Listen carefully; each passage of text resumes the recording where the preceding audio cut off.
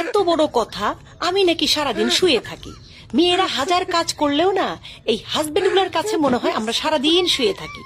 সেই জন্য আমি এখন থেকে ঠিক করেছি, আমি শুয়েই থাকবো, সারাদিন শুয়ে শুয়ে থাকবো।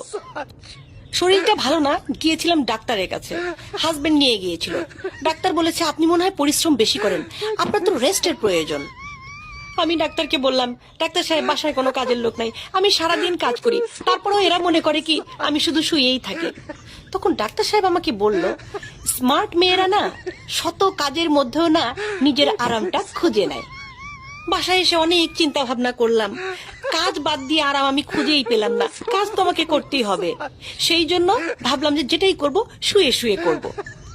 তো বন্ধুরা, আমি তো কাজের মধ্যে দেখো কি সুন্দর রেস্ট খুঁজে নিয়েছি, মানে আমার সেই রেস্ট হচ্ছে, ওয়াও, কাজও করছি, আমার বিশ্রামও হচ্ছে, আমার তো এখন সুখই সুখ, তাই না?